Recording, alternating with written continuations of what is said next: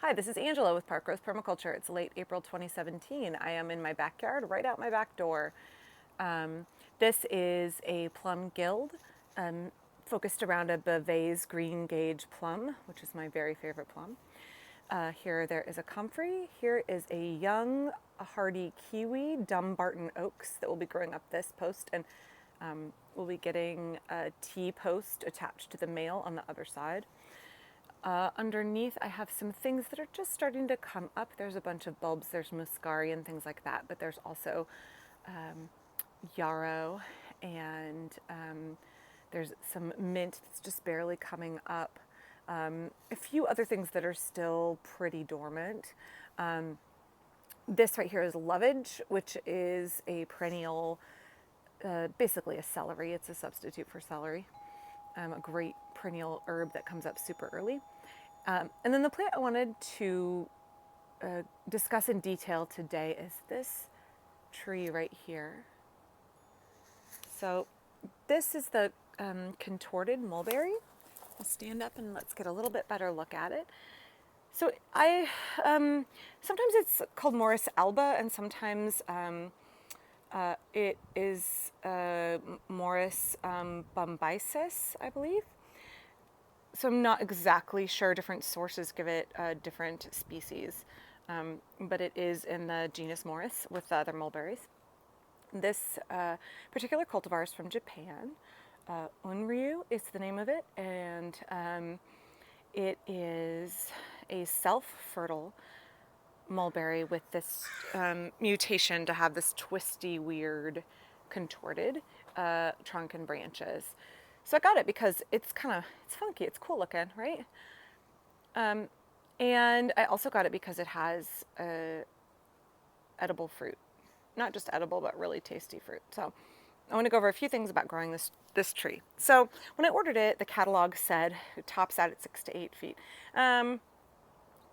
It is the third year, and it would be much taller than 8 feet if I didn't actively prune it to keep it shorter. So what I found is that whatever catalogs say that mulberries will top out at, you should add like 10 feet to that. They're much more vigorous than pretty much any description I've come across. My evergreen Illinois ever-bearing mulberry, the catalog said it would top out at 12 feet. Nope, it's more like 35. And this guy's way, way, way too vigorous to top out at 6 to 8 feet. So it does require maintenance to keep it small, but it's a lovely specimen. So if we go in here and look, it naturally wanted to branch very low down.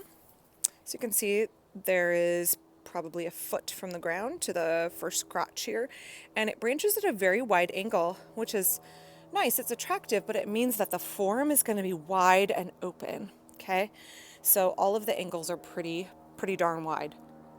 So it does need quite a bit of space to grow relative to its height.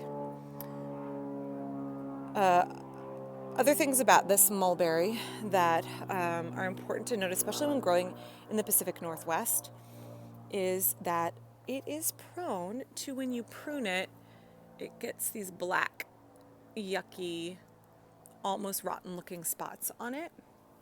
And if you prune it, sometimes you'll get dieback. Here, my camera doesn't want to focus. I found that it doesn't damage the plant significantly. It doesn't matter if you prune it in dry weather and you feel like you've given it enough time for it to scar over and heal. It will, anywhere you prune it, it'll get black and ugly. My other mulberries are the same way. It's a pretty universal problem. So I just say make an effort to really have your cuts be angled so that the rain runs off of it, and then don't sweat it too much, but also don't cut it super close because you might end up with some dieback and then have to do additional pruning. Okay, so here it is in flower. The flowers are similar size and shape to what the actual fruit will be. It is self-fertile, so you only need one. This variety sets fruit about this big, and they'll be dark purple when ripe. So a few things to note about the mulberry is that it is a low acid fruit. So unlike the blackberries, it has a similar flavor to a blackberry, but it lacks the acid. So it's very sweet. The This variety is not an everbearing, so it sets one main crop a year, and the fruit on this are smaller than some of the other varieties. So if I lived in a hotter climate, I could grow the Pakistani mulberries. I've heard that folks trying to grow it here in Portland have had mixed success, especially with some pretty good dieback if the winter is cold enough. The Pakistani mulberries are like that big. They're really long, ropey mulberry. These are smaller, just as flavorful. They taste, I haven't noticed any difference in taste between the three varieties of mulberry I have and also the Pakistani, which I've tried previously. The main difference is the size. So when these are ripe, what I do is I put a tarp down, and I'll do a video later this year to show you how I harvest it. I put a tarp down and then shake the trunk of the tree, and the berries fall off onto the tarp. It's a really nice way. You don't have to pick them individually.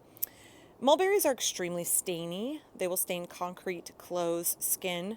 So you want to have it in a part of the yard where you're not going to be dropping fruit onto the driveway or having your kids track it into the house. My other ones are in the chicken run. This one I put in first before I really thought about what it would mean to have one so close to the back door. The reality is that I'm able to harvest enough of the fruit that it isn't a concern. Mulberry fruit freezes really well. Right here you can see there's some of this like I pruned and this portion of the wood died. There had been a bud back here, so I need to take that back a little farther. The fruit freezes really well, and I like it mixed into my oatmeal, mixed into cobblers and pies and things like that. So again, that is the Contorted Mulberry, a smaller mulberry, one single flush of fruit, but still a really good choice for your garden if you are looking for a mulberry that is a little more cold hardy than some of the super large varieties, and one that is also an excellent landscape specimen with that unique, twisty, contorted branching habit that it has. So if you like this video, please click like and subscribe, and I will be back later in the week with more from the garden. Thanks.